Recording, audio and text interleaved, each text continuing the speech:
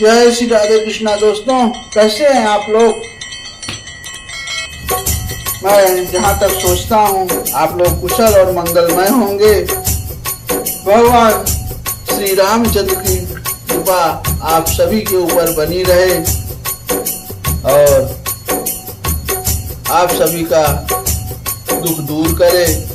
मैं यही श्री हरि नारायण प्रभु श्री रामचंद्र हनुमान जी से प्रार्थना करता हूँ कि आप सभी कुशल मंगलमय हों। और आज हम श्री रामचरितमानस बाल कांड दोहा नंबर 6 से आगे का आप लोग को पाठ सुनाएंगे, तो कृपा करके आप लोग पाठ सुने।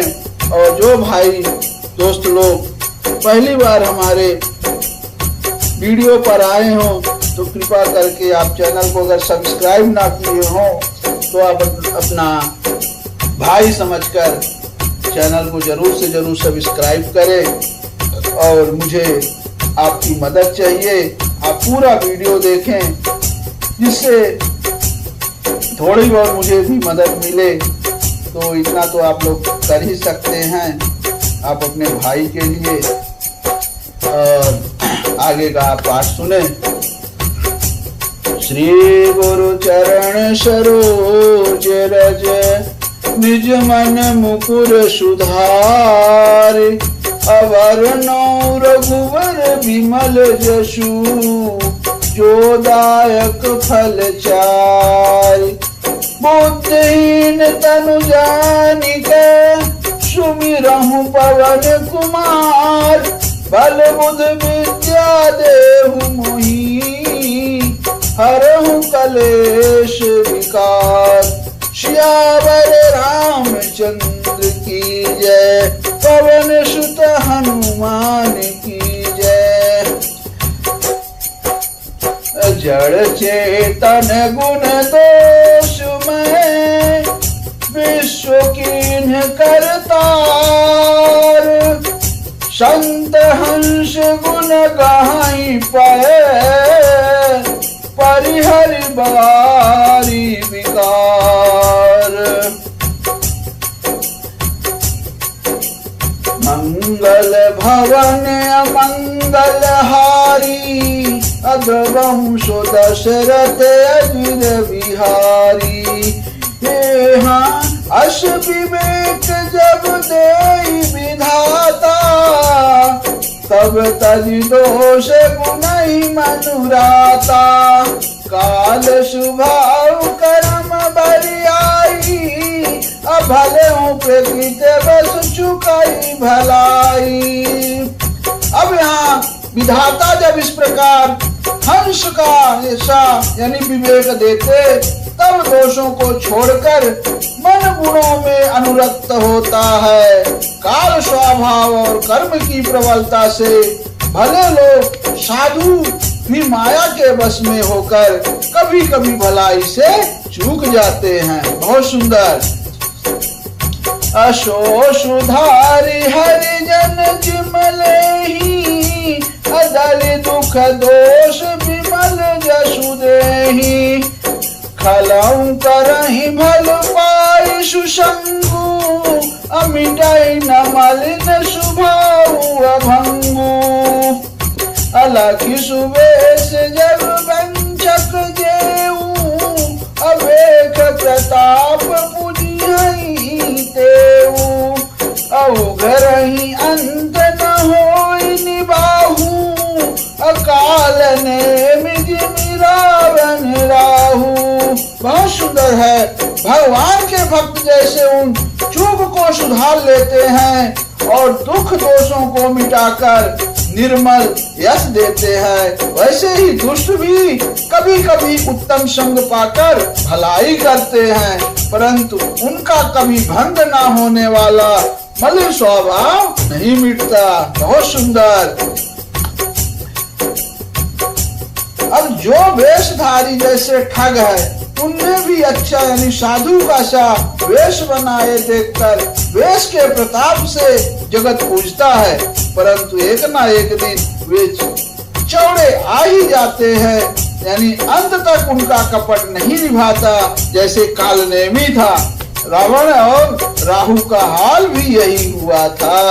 ये लोग कैसे वेश बदलकर कालनेमी ब्राह्मण का वेश, साधु का वेश धारण कर हनुमान जी को जब संजीवनी बूटी लेने गए थे, लक्ष्मण जी को मूर्छित थे, तो भी उसने भी वेश बनाया और उसे भी उसका अंत हुआ।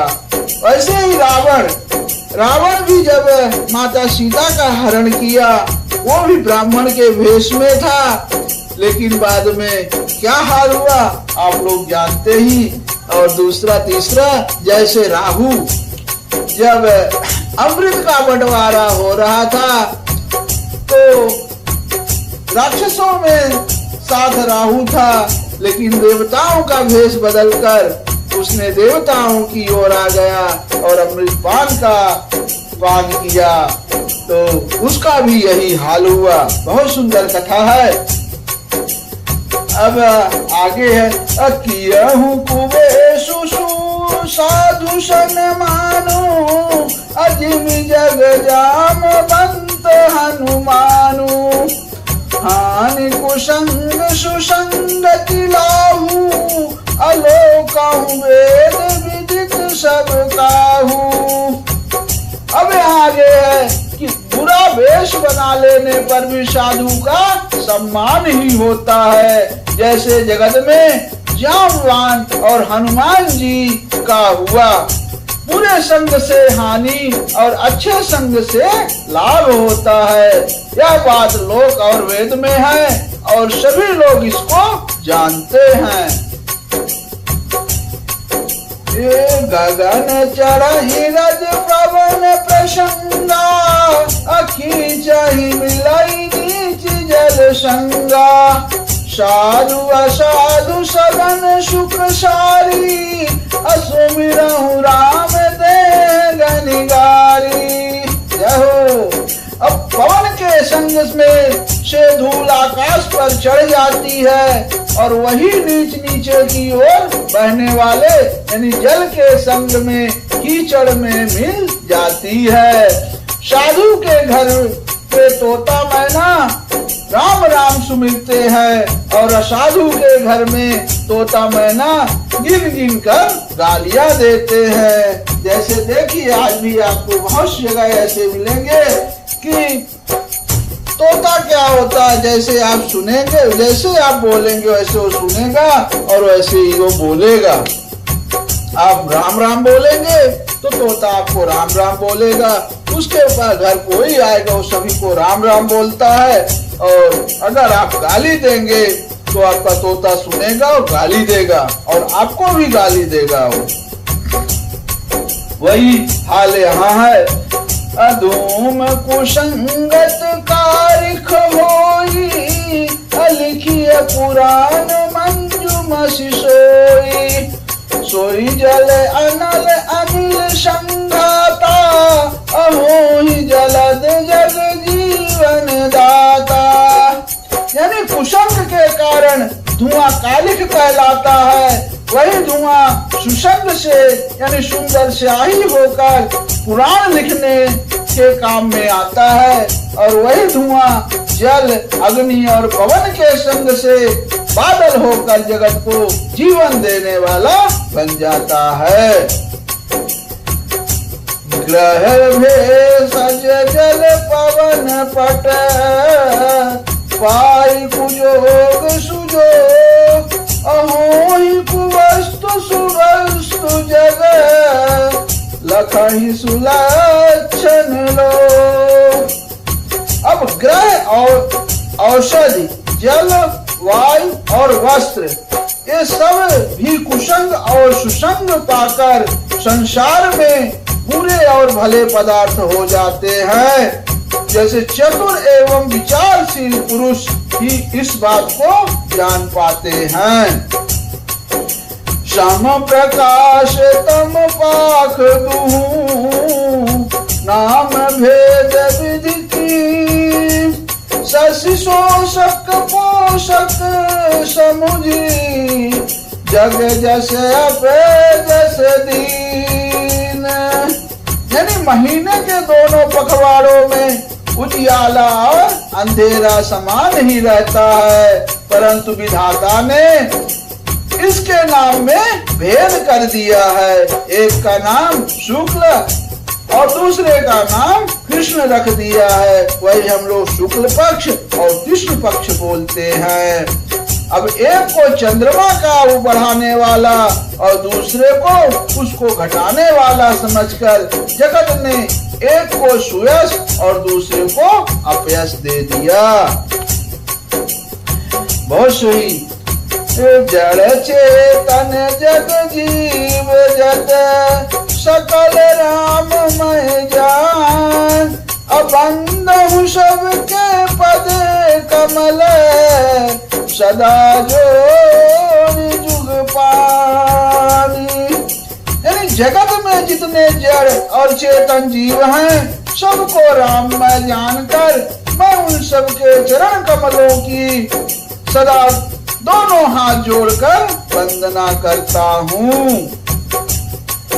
देव धनुज नर नाग खगो प्रेत पितर गंधर्व, बंदों की नर रजनी चर कृपा करहूँ अब सर्व।